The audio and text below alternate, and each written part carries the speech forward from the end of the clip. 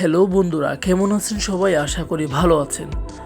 বন্ধুরা, আজকের এই ভিডিওতে এক্সেলের A to Z সমস্ত শর্টকাট কিবোর্ড কমান্ড সম্পর্কে বিস্তারিত আলোচনা করার জন্য আমি চেষ্টা করব ইনশাআল্লাহ। আপনি MS এক্সেলের যে লেভেলেরই হন না কেন, আমি আশা করছি এই টিউটোরিয়ালটি আপনার কাজে লাগবে এবং আপনার কাজের গতিকে আরও 10 গুণ বাড়িয়ে দেবে। তাহলে চলুন শুরু করা যাক আজকের টিউটোরিয়ালটি। তো বন্ধুরা, আমরা কন্ট্রোল A থেকে নিয়ে কন্ট্রোল Z পর্যন্ত যতগুলি শর্টকাট কি রয়েছে সবগুলো আলোচনা করার জন্য চেষ্টা করব ইনশাআল্লাহ। তো সর্বপ্রথম যেটি রয়েছে সেটা হলো কন্ট্রোল A। কন্ট্রোল এর সাহায্যে আমরা এই সিটের মধ্যে যতগুলো সেল রয়েছে সমস্ত সেলকে যদি আমরা একসাথে ব্লক করতে চাই, সেক্ষেত্রে কিবোর্ড থেকে কন্ট্রোল A দিয়ে দিলে সাথে সাথে দেখবেন আপনার এই সিটের মধ্যে যতগুলো সেল রয়েছে সমস্ত সেল একসাথে ব্লক হয়ে যাবে। এছাড়াও আমরা যদি মাউসের সাহায্যে এটা একসাথে ব্লক করতে চাই, জাস্ট আপনি এই জায়গার মধ্যে একটা ক্লিক দিয়ে দিবেন, অর্থাৎ এখানে যে 1 2 3 এর উপরে যে একটি কর্নারে রয়েছে এই কর্নারের মধ্যে আমরা যদি ক্লিক দিয়ে দিই, সাথে সাথে দেখবেন আপনার সিটের মধ্যে যতগুলো সেল রয়েছে সবগুলো একসাথে ব্লক হয়ে যাবে। দ্বিতীয় নম্বরের মধ্যে যেটি রয়েছে সেটা হলো কন্ট্রোল V। কন্ট্রোল V এর সাহায্যে আমরা যে কোনো নির্দিষ্ট লেখাকে আমরা বোল্ড করে দিতে পারি। যেমন মনে করেন আমার এই লেখাটি বোল্ড করতে মন চাচ্ছে, তো জাস্ট আমরা কিবোর্ড থেকে কন্ট্রোল V দিয়ে দিলাম, সাথে সাথে দেখবেন আপনার লেখাটি নির্দিষ্ট লেখাটি বোল্ড হয়ে যাবে। এরপর আবার যখন আপনি কন্ট্রোল V দিয়ে দিবেন, দেখবেন আপনার নির্দিষ্ট লেখাটি থেকে বোল্ডটি চলে গেছে। এরপরে যেটি রয়েছে সেটা হলো কন্ট্রোল C। কন্ট্রোল C এর সাহায্যে আমরা যে কোনো নির্দিষ্ট লেখাকে কপি করতে পারি। তো বন্ধুরা, কন্ট্রোল সির সাহায্যে শুধুমাত্র আপনি কপি করতে পারবেন না, এর সাথে আমাদেরকে আরেকটি শর্টকাট যুক্ত করতে হয়। যেমন মনে করেন এই লেখাটি আমাকে কপি করতে মন চাচ্ছে, তো এর জন্য আমাদেরকে প্রথমে কন্ট্রোল সি দিতে হবে। কন্ট্রোল সি দেওয়ার পর আমরা নির্দিষ্ট যে জায়গার মধ্যে লেখাটি নিয়ে যেতে চাই সেই জায়গার মধ্যে আমরা কার্সারটি রেখে কিবোর্ড থেকে কন্ট্রোল V দিয়ে দিলে অটোমেটিকলি নির্দিষ্ট স্থানে আমাদের লেখাটি চলে যাবে।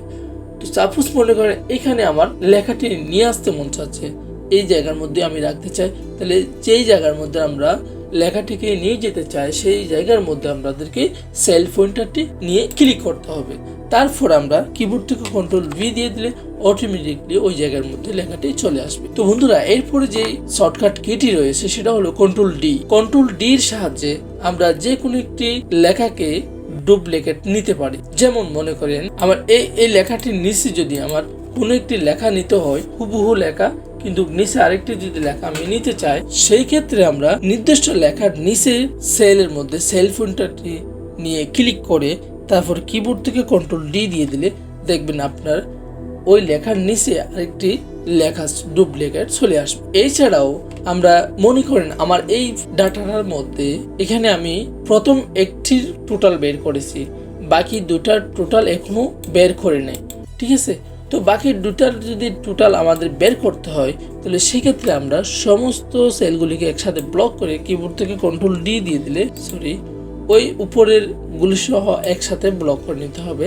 তারপর কিবোর্ড থেকে কন্ট্রোল D দিয়ে দিলে দেখবেন আপনার সবগুলো একসাথে ব্লক হয়ে যাবে। প্রথমে কিন্তু আমাদেরকে একটা একটা বের করতে হবে, তারপর বাকিগুলি বের করার জন্য আমরা একসাথে ব্লক করে কিবোর্ড থেকে কন্ট্রোল D দিয়ে দিলে অটোমেটিক্যালি এগুলো বাকিগুলো বের হয়ে যাবে। এটা হলো নিচের দিকে যদি হয় সেক্ষেত্রে। তো বন্ধুরা, এরপরে যেটি রয়েছে সেটা হলো কন্ট্রোল E। কন্ট্রোল E এর সাহায্যে আমরা নির্দিষ্ট যে কোনো একটি লেখাকে মাঝখানে করতে পারি। সাপোজ মনে করেন আমার এই লেখাগুলিকে যদি মাঝখানে করতে হয় অর্থাৎ সেন্টার করে নিতে হয়, সেক্ষেত্রে আমরা কিবোর্ডের সাহায্যে কন্ট্রোল E দিয়ে সেন্টার করে নিতে পারি। তো বন্ধুরা, এরপরে যেটি রয়েছে সেটা হলো কন্ট্রোল F।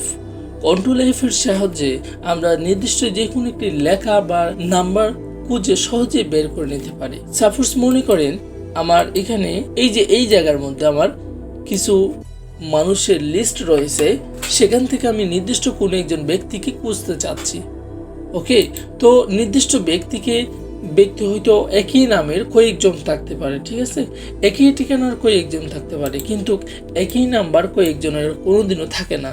তো সেক্ষেত্রে আমরা সহজে নাম্বারটি বসিয়ে দিই, লাস্টের 3টি অথবা 4টি নাম্বার লিখে আমরা সহজে ওই নির্দিষ্ট ব্যক্তিকে খুঁজে নিতে পারি, অথবা ওনার নাম লিখে আমরা এই নামের যতজন আছে সবগুলিকে একসাথে খুঁজে নিতে পারি। ওকে, অথবা সিরিয়াল নাম্বার দিয়েও আপনি ওনাকে সহজে খুঁজে নিতে পারবেন। যেমন মনে করেন আমার এখান থেকে এই নাম্বারগুলির মধ্যে থেকে কোনো একজন ব্যক্তির আমি নাম্বার যদি লিখতে চাই, সেই ক্ষেত্রে নাম্বারের ক্ষেত্রে আমরা একটা কাজ করতে পারি, সেটা হলো প্রথমে আমরা নাম্বারের যে কলমটি রয়েছে সেটাকে ব্লক করে নিতে। নাম্বারের কলমটি ব্লক করার পর জন্য আমরা উপরে যে ডি অপশনটি রয়েছে সেটার মধ্যে ক্লিক করলে, যে কোনো একটা হেডলাইনের মধ্যে আপনি ক্লিক করলে অটোমেটিকলি এটা পুরোটাই একসাথে ব্লক হয়ে যাবে। তো ব্লক করার পর কিবোর্ড থেকে কন্ট্রোল F দিয়ে দিলাম, ঠিক আছে। কিবোর্ড থেকে কন্ট্রোল F দেওয়ার পর আমরা এখান থেকে যে কোনো একটি নাম্বার লিখে দেব, লাস্টের 2টা অথবা 3টা নাম্বার আমরা লিখে দেব। সাপোজ মনে করেন 49-25 আমি লিখলাম, 49-25 লিখে দেওয়ার পর আমরা ফাইন নেক্সট দিয়ে দিলাম। সাথে সাথে দেখেন এখানে ব্লক হয়ে চলে আসলো, ফাইন নেক্সট দেওয়ার সাথে সাথে ওটা চলে আসলো। তো এছাড়াও আমরা যদি এখানে অ্যাড্রেস থেকে যে কোনো একটি অ্যাড্রেস যদি আমরা খুঁজতে চাই অথবা যে কোনো একটি নাম যদি আমরা খুঁজতে চাই, তো সেই ক্ষেত্রে আমাদেরকে প্রথমে নির্দিষ্ট কলমটি ব্লক করে নিতে হবে। সাপোজ আমি যদি নেম যদি খুঁজতে চাই, সেক্ষেত্রে আমাদেরকে অর্থাৎ নেমের যে কলমটি রয়েছে সেটা ব্লক করতে হবে। আর যদি অ্যাড্রেস যদি আমরা খুঁজতে চাই, সেক্ষেত্রে আমাদেরকে অ্যাড্রেসের কলমটি ব্লক করে নিতে হবে। সাপোজ মনে করি আমি এখান থেকে নেম থেকে যে কোনো একটি নাম আমি চেক করতে চাই, ঠিক আছে। তো আমি নেম কলমটি ব্লক করলাম, তারপর কিবোর্ড থেকে কন্ট্রোল F দিয়ে দিলাম। এরপর আমরা সাপোজ মনে করেন ইসমাইল লেখার পর আমরা ফাইন নেক্সট দিয়ে দিলাম। সাথে সাথে দেখেন এখানে ইসমাইল যে রুট রয়েছে সেখানে একটি সাদা করে একটা চিহ্ন চলে আসবে। হয়তো আপনারা এখানে বুঝতে পারবেন না ভালোভাবে, কিন্তু আপনি যখন এটা প্র্যাকটিক্যালি যখন ব্যবহার করবেন তখন অটোমেটিকলি এটা বুঝতে পারবেন। আশা করি বুঝতে পেরেছেন। তো বন্ধুরা, এরপরে যেটি রয়েছে সেটা হলো কন্ট্রোল জির সাহায্যে আমরা নির্দিষ্ট যে কোনো একটি সেলে যেতে পারি। সাপোজ মনে করেন আমার এখানে অনেকগুলি সেল রয়েছে, তো আমার এখান থেকে যে নির্দিষ্ট যে কোনো একটি সেলে যেতে হচ্ছে। সাপোজ মনে করেন আমি এখান থেকে K5 এ যাব, অর্থাৎ K5 বলতে এটাই বোঝাবে, ঠিক আছে। অর্থাৎ এটা হচ্ছে কি K অ্যাড্রেস। ওকে, আমি যখন এখানে ক্লিক করব তখন এখানে দেখেন একটি হলুদ আকারে একটা চিহ্ন চলে আসলো, আর এটা এখানে একটু হাইলাইট করে, অর্থাৎ 5টি হাইলাইট হয়ে গেল, আর এখান থেকে K-টি হাইলাইট হয়ে গেল, অর্থাৎ 2000। এটার অ্যাড্রেস হচ্ছে K-5, অর্থাৎ K5। এটা হলো এই গড়ের অ্যাড্রেস। এছাড়া যেমন মনে করেন আমার এটার অ্যাড্রেস যদি জানতে মন চায়, সেক্ষেত্রে আপনি এখানে ক্লিক করার সাথে সাথে দেখেন যেখানে হাইলাইট হয়েছে সেটা হচ্ছে আপনার সেল অ্যাড্রেস আর কি। তো সাপোজ আমি নির্দিষ্ট যে কোনো একটি সেলে যেতে চাই, তো সেক্ষেত্রে আমরা কিবোর্ড থেকে কন্ট্রোল G দিয়ে আমাদের এখানে নির্দিষ্ট সেল অ্যাড্রেসটি লিখে দিতে হবে। সাপোজ আমি N7 এ যাব, তারপর দেখেন ওকে দিয়ে ক্লিক করে দেওয়ার সাথে সাথে দেখেন আমরা N7 এর সেলে চলে গেলাম। ওকে, তো বন্ধুরা, এরপর যেটি রয়েছে সেটা হলো কন্ট্রোল H এর সাহায্যে আমরা যেই কাজটি করতে পারবো সেটা হলো, সাপোজ আমার এখানে কোনো একজন ব্যক্তির মোবাইল নাম্বার পরিবর্তন করতে হচ্ছে। ওকে, তো সেই নাম্বারটি যদি আপনি পরিবর্তন করতে চান অথবা ওনার অ্যাড্রেসটা যদি আপনি পরিবর্তন করতে চান, তাহলে সেক্ষেত্রে আমাদেরকে প্রথমে ওই নাম্বার অথবা অ্যাড্রেসটি খুঁজে বের করতে হবে। খুঁজে বের করার পর আমাদেরকে ওই শব্দ বা ওই ঠিকানাটি আমাদেরকে ওই নাম্বারটি পরিবর্তন করতে হবে। তাহলে প্রথমে আমাদেরকে খুঁজতে হবে, তারপর ওই শব্দটি বা নাম্বারটি পরিবর্তন করে দিতে হবে। তো প্রথমে আমাদেরকে, সাপোজ আমি এখান থেকে যে কোনো একটি নাম্বার অথবা অ্যাড্রেস, সাপোজ মনে করেন আমি এখান থেকে অ্যাড্রেসটি পরিবর্তন করতে যাচ্ছি। ওকে, তো প্রথমে আমাদেরকে অ্যাড্রেসের যে কলমটি রয়েছে সেটা ব্লক করতে হবে। তো এরপর আমাদেরকে কিবোর্ড থেকে কন্ট্রোল H দিয়ে দিতে হবে।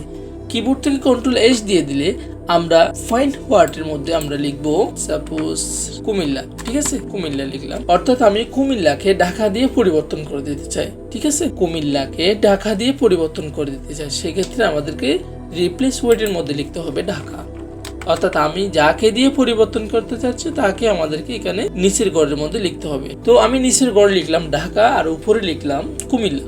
ওকে, প্রথমে আমাদেরকে ফাইন নেক্সট দিয়ে শব্দটি খুঁজে বের করতে হবে, অর্থাৎ অ্যাড্রেসটি খুঁজে বের করতে হবে। এটা কিন্তু আপনি যে কোনো শব্দের ক্ষেত্রে ব্যবহার করতে পারেন অথবা নাম্বারের ক্ষেত্রে ব্যবহার করতে পারেন, হ্যাঁ, যে কোনো একটি ওয়ার্ডের ক্ষেত্রেও ব্যবহার করতে পারেন, ওকে, অথবা নামের ক্ষেত্রেও আপনি এটা ব্যবহার করতে পারেন। সাপোজ আমি কুমিল্লাকে ঢাকা দিয়ে পরিবর্তন করতে চাই, সেক্ষেত্রে আমাদেরকে কুমিল্লা লিখতে হবে উপরে, আর ঢাকা লিখতে হবে আমাদেরকে নিচের করে। তো আমি উপরে লিখলাম কুমিল্লা, নিচে লিখলাম ঢাকা, তারপর ফাইন নেক্সট দিয়ে, যেমন দেখেন এখানে কুমিল্লা অটোমেটিকলি চলে আসলো, ঠিক আছে। তো আমি এটা পরিবর্তন করতে যাচ্ছি, সেক্ষেত্রে আমাদেরকে রিপ্লেসে ক্লিক করতে হবে। যেমন দেখেন এটা কুমিল্লাটা কি হয়ে গেল, ঢাকা হয়ে গেল। এখন আমি ফাইন্ড নেক্সট দিয়ে দিলাম, দেখেন এখানে আরেকটি কুমিল্লা চলে আসলো। এখন আমি এটাকেও যদি পরিবর্তন করতে চাই সেক্ষেত্রে রিপ্লেসে ক্লিক করতে পারি। আর যদি আপনি চাচ্ছেন এটাকে পরিবর্তন করবেন না, তাহলে সেক্ষেত্রে আপনি ফাইন্ড নেক্সট দিয়ে সামনে অগ্রসর হতে পারেন। ওকে, ফাইন্ড নেক্সট দিতে থাকলে আপনার সামনে চলে যাবেন। তো এছাড়াও আপনি যদি সমস্ত কুমিল্লাকে যদি আপনি ঢাকা করতে চান, ঠিক আছে, সেক্ষেত্রে আমরা রিপ্লেস অলে ক্লিক করে দিলে অটোমেটিকলি নির্দিষ্ট উপরে ফাইন্ড ওয়ার্ডের মধ্যে যেই শব্দটি থাকবে সমস্ত শব্দ একই শব্দ আপনার রিপ্লেস ওয়ার্ডের মধ্যে যে শব্দটি আছে ওইটা দিয়ে পরিবর্তন হয়ে যাবে। যেমন আমি রিপ্লেস অলে ক্লিক করে দিলাম, সাথে সাথে দেখেন এখানে আমাদের সম্পূর্ণ লেখা একসাথে পরিবর্তন হয়ে গেছে। এরকম ভাবে একটি মেসেজ চলে আসলো। যেমন দেখেন এখানে ঢাকার এই জায়গার মধ্যে একটা কুমিল্লা ছিল আর এখানে আরেকটা কুমিল্লা ছিল, অর্থাৎ কুমিল্লা আমি দুটোই দিয়েছি, সেই জন্য দুটোটাই একসাথে পরিবর্তন হয়ে গেছে। আশা করি বুঝতে পেরেছেন। তো এরপরে যেটি রয়েছে সেটা হলো কন্ট্রোল জে। কন্ট্রোল জের সাহায্যে আমরা লেখার উভয় মার্জিনকে জাস্টিফাই করতে পারি, অর্থাৎ উভয় মার্জিনকে সোজা করে নিতে পারি। কিবোর্ড থেকে কন্ট্রোল চেপে ধরে যে চাপ দিয়ে দিলে অটোমেটিকলি দেখবেন আপনার ডকুমেন্টের এই লেখাগুলি দেখেন এ পাশেও সোজা আর এই মার্জিনও সোজা, ঠিক আছে। অর্থাৎ উভয় মার্জিন সোজা করার জন্য আমরা কিবোর্ড থেকে কন্ট্রোল যে বাটন চাপ দিয়ে দিলে অটোমেটিকলি আমাদের ডকুমেন্টের উভয় মার্জিন সোজা হয়ে যাবে। তো বন্ধুরা এরপরে যেটি রয়েছে সেটা হলো কন্ট্রোল কে।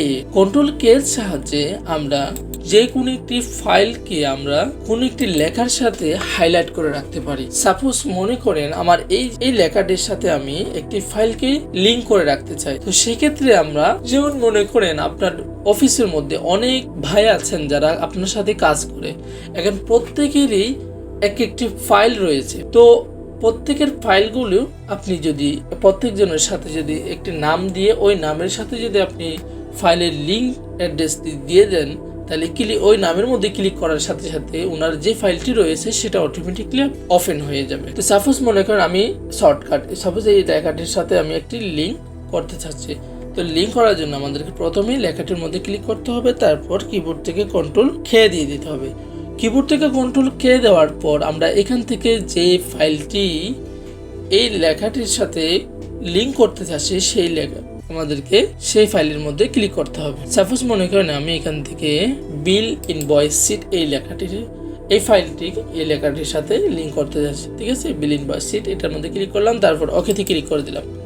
ওকেতে ক্লিক করে দেওয়ার পর আমরা যদি ওই ফাইলটি ক্লিক করতে চাই সাথে সাথে ক্লিক করার সাথে সাথে দেখবেন আপনার ওই লেখাটির সাথে যে ফাইলটি লিঙ্ক রয়েছে সেটা অটোমেটিকলি ওপেন হয়ে যাবে। আমি ক্লোজ করে আবারও দেখাচ্ছি আপনাদেরকে। জাস্ট আপনি এখানে একটি ক্লিক দিবেন, যেমন দেখেন আমি যখন উপরে যাই অর্থাৎ ওই লেখাটির উপরে যাই তখন একটা আমাদেরকে একটি মেসেজ দেয়। ওই মেসেজটা আসার পর আমরা যখন ক্লিক করব, ক্লিক করার সাথে সাথে দেখবেন আপনার ওই লেখার সাথে যে ফাইলটির লিঙ্ক রয়েছে সেটা অটোমেটিকলি ওপেন হয়ে যাবে। তো বন্ধুরা এরপরে যেটি রয়েছে সেটা হলো কন্ট্রোল এল। কন্ট্রোল এল এর সাহায্যে আমরা টেবলকে ক্রিয়েট করতে পারি। যেমন মনে করেন আমার এই টেবলটাকে আমি একটু ডিজাইন করতে যাচ্ছি, তো প্রথমে মনে করেন আমি এটাকে ব্লক করলাম, তারপরে কিবোর্ড থেকে কন্ট্রোল এল অথবা কন্ট্রোল টি দিয়ে দিলাম। এরপর আমরা ওকেতে ক্লিক করে দিলাম। ওকেতে ক্লিক করে দেওয়ার সাথে সাথে দেখেন এখানে আমাদের ডিজাইনটি একটু পরিবর্তন হয়ে গেল। এখন আমি যদি চাই এখান থেকে short A to Z, short Z to A short ব্যবহার করতে পারি, ঠিক আছে। তো এছাড়াও আমরা চাইলে ফিল্টারও ব্যবহার করতে পারি। এছাড়াও আমরা চাইলে ডিজাইনও করতে পারি। যদি আমাদের ডিজাইনটি পরিবর্তন করতে হয় আমরা ডিজাইনে ক্লিক করে এখান থেকে নির্দিষ্ট যে কোনো একটি ডিজাইন আমরা এখান থেকে বেছে নিতে পারি, দিয়ে দিতে পারি। ওকে, তো বন্ধুরা এরপরে যেটি রয়েছে সেটি হলো কন্ট্রোল এন। কন্ট্রোল এন এর সাহায্যে আমরা নিউ ওয়ার্কবুক নিতে পারি, অর্থাৎ আমরা যখন নতুন একটি যদি ফাইল নিতে চাই সেক্ষেত্রে কিবোর্ড থেকে কন্ট্রোল এন দিয়ে দিলে আমাদের জন্য একটি নিউ বুক চলে আসবে। ওকে, এখন আমরা চাইলে এখানে নতুনভাবে যে কোনো একটি কাজ করতে পারি, যে কোনো একটি নতুন বিষয় নিয়ে। তো বন্ধুরা এরপরে যেটি রয়েছে সেটা হলো কন্ট্রোল ও। কন্ট্রোল ওর সাহায্যে আমরা আমাদের সেভ করা পুরাতন ফাইলগুলিকে আমরা ওপেন করতে পারি।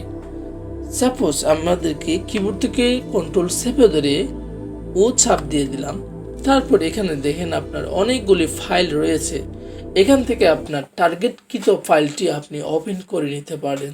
সাপোজ আমি এখান থেকে ক্যালকুলেশন ফাংশন এই ফাইলটি ওপেন করতে চাই, জাস্ট আপনি ক্লিক করে দিলে পারেন, অথবা আপনি যদি এখানে শো অবস্থায় নাও দেখেন, আপনি এখান থেকে লিখে দিয়ে ওপেনে ক্লিক করে দিলে আপনার নির্দিষ্ট ফাইলটি ওপেন হয়ে যাবে। এরপরে যেটি রয়েছে সেটা হলো কন্ট্রোল ফি।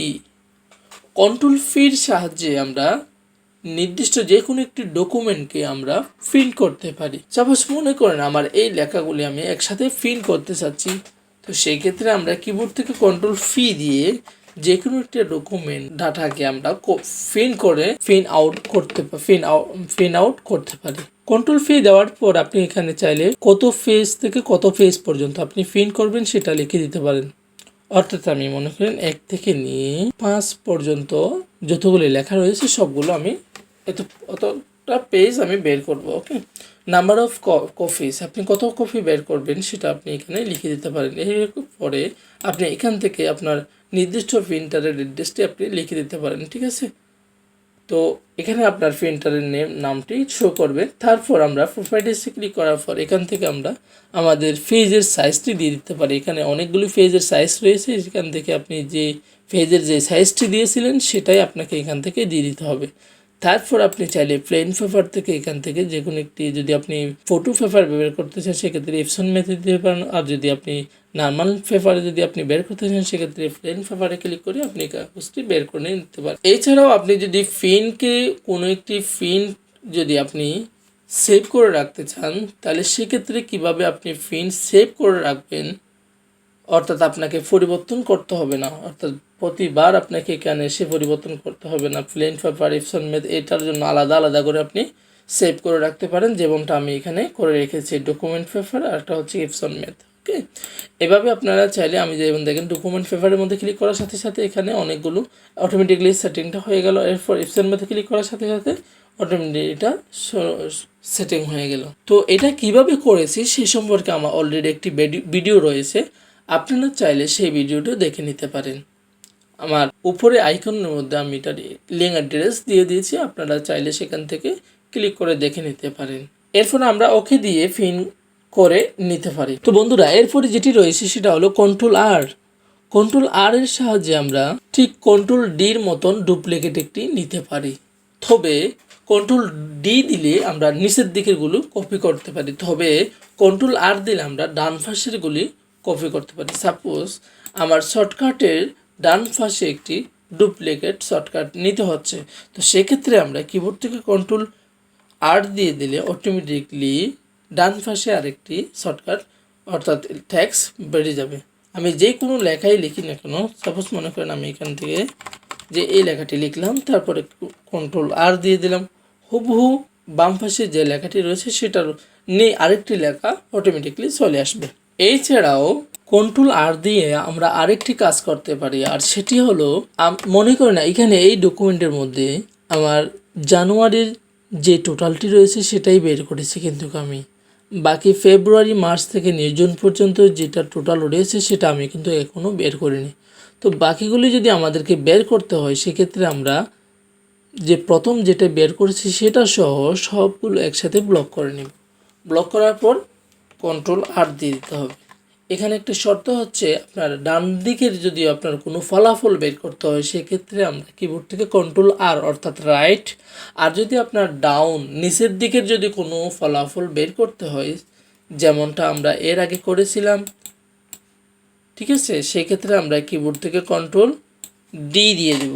ঠিক আছে, অর্থাৎ ডাউন ডি আর রাইট আর, ঠিক আছে, কন্ট্রোল আর দিলে ডান দিকের ফলাফল বের হয়, আর কন্ট্রোল ডি দিলে নিচের ফলাফলগুলো বের হয়ে যায়। আশা করি বুঝতে পেরেছেন। তো বন্ধুরা, এরপরে যেটি রয়েছে সেটা হলো কন্ট্রোল এস। কন্ট্রোল এস দিয়ে আমরা নির্দিষ্ট যে কোনো একটি ফাইলকে সেভ করে রাখতে পারি। সাপোজ আমি যদি নতুন একটি যখন ডকুমেন্ট নেই, আমরা ডকুমেন্ট নেওয়ার পর আমরা মনে করেন অনেক কিছু লিখলাম, লেখার পর আমি এগুলিকে সেভ করে সংরক্ষণ করে রাখতে চাই, তো সেক্ষেত্রে আমরা কিবোর্ড থেকে কন্ট্রোল এস দিলে আমাদের সামনে এরকম একটি ইন্টারপেজ চলে আসবে। তারপর আমরা এখানে ফাইল নেম, আপনি এখানে কি নাম দিয়ে এই ফাইলটি সেভ করে রাখতে চান সেটা আমাদেরকে এখানে লিখে দিতে হবে। সাপোজ আমি এখান থেকে 250 দিয়ে ফাইলটি সেভ করব। ঠিক আছে, তারপর আমরা সেভে ক্লিক করে দিলে অটোমেটিকলি 250 দিয়ে এই ফাইলটি সেভ হয়ে যাবে। তো বন্ধুরা এরপরে যেটি রয়েছে সেটা হলো কন্ট্রোল ইউর সাহায্যে আমরা নির্দিষ্ট যে কোনো একটি লেখার নিচে আন্ডারলাইন দিতে পারি। আমরা যে লেখাটির নিচে আন্ডারলাইন দিচ্ছি সেই লেখাটিকে প্রথমে আমাদেরকে সিলেক্ট করে নিতে হবে। তো এরপর আমরা কিবোর্ড থেকে কন্ট্রোল ইউ দিয়ে দিলে দেখবেন আপনার ওই নির্দিষ্ট লেখার নিচে একটি আন্ডারলাইন চলে আসবে। একইভাবে আপনি যখন আবারও কন্ট্রোল ইউ দিয়ে দিবেন অটোমেটিকলি আবার আপনার আন্ডারলাইনটি ক্লিয়ার হয়ে যাবে। তো বন্ধুরা এরপর যেটি রয়েছে সেটা হলো কন্ট্রোল ডাব্লিউ দিয়ে আমরা নির্দিষ্ট যে কোনো একটি ফাইলকে ক্লোজ করে নিতে পারি। সাপোজ আমার এই ফাইলের কাজ শেষ, এখন আমি এই ফাইলটি ক্লোজ করে দিতে চাচ্ছি, সেক্ষেত্রে কিবোর্ড থেকে কন্ট্রোল ডাব্লিউ দিয়ে দিলে অটোমেটিকলি আমাদের ফাইলটি ক্লোজ হয়ে যাবে, অর্থাৎ অফেনকৃত ফাইলটি ক্লোজ হয়ে যাবে।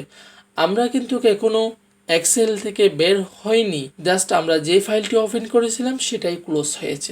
বন্ধুরা এরপরে যেটি রয়েছে সেটা হলো কন্ট্রোল এক্স দিয়ে আমরা যে কোনো একটি লেখাকে এক জায়গা থেকে অন্য জায়গায় মুভ করতে পারি, যেমনটা মনে করেন। তো বন্ধুরা এখানেও শুধুমাত্র কন্ট্রোল এক্স দিয়ে আপনি কোনো কিছু করতে পারবেন না, সাথে আমাদেরকে আরেকটি শর্টকাট কিবোর্ড কমান্ড ব্যবহার করতে হবে, আর সেটি হলো কন্ট্রোল ভি। ওকে, সাপোজ মনে করেন আমার এই লেখাটি আমি এই জায়গায় নিয়ে আসতে চাই, ওখান থেকে একেবারে এই জায়গায় নিয়ে আসবো।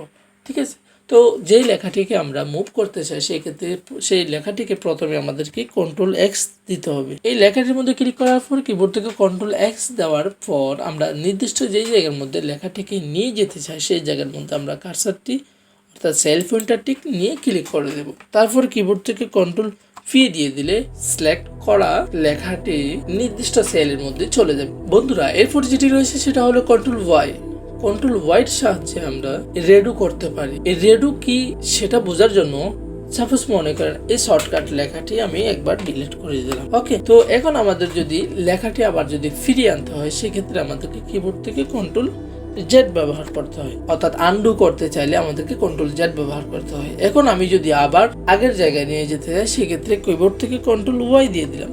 ওকে, ক্লিয়ার হয়ে গেল। প্রথমে বেঁকে যাওয়ার জন্য কন্ট্রোল জেড, আবার যদি আপনি সামনের দিকে যেতে চান সেক্ষেত্রে কন্ট্রোল ওয়াই, অর্থাৎ রেডু। আন্ডুর কিবোর্ড কমান্ড হচ্ছে কন্ট্রোল জেড আর রেডুর কিবোর্ড কমান্ড হচ্ছে কন্ট্রোল ওয়াই। আশা করি বুঝতে পেরেছেন। তো বন্ধুরা আমরা এখানে কিছু শব্দ আপনাদেরকে বলিনি, হয়তো আমি আপনাদেরকে এমএস ওয়ার্ডের শর্টকাটের মধ্যে সবগুলি দেখিয়েছিলাম, কিন্তু এক্সেলের মধ্যে দেখা যাচ্ছে সবগুলি কিন্তু ব্যবহৃত হয় না। যেগুলি সবচেয়ে বেশি ব্যবহৃত হয় সেগুলি আপনাদের সাথে আলোচনা করার জন্য আমি চেষ্টা করেছি যতটুকু সম্ভব। ভিডিওটি এ পর্যন্ত দেখার জন্য আপনাকে অনেক অনেক ধন্যবাদ। তো আজকে এই পর্যন্ত, দেখা হবে অন্য আরেকটি ভিডিওতে। সে পর্যন্ত ভালো থাকবেন, সুস্থ থাকবেন। আল্লাহ হাফেজ। আসসালামু আলাইকুম ওয়া রাহমাতুল্লাহি ওয়া বারাকাতুহু।